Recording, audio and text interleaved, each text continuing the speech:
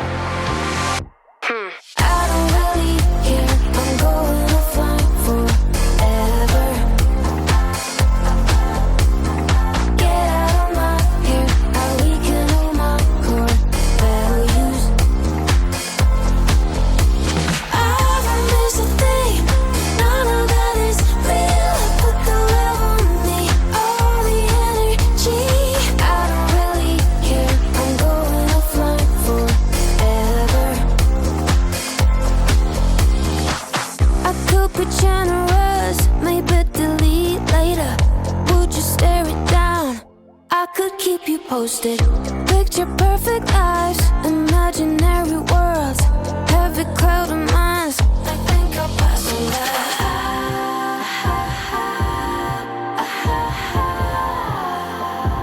When did this get so important?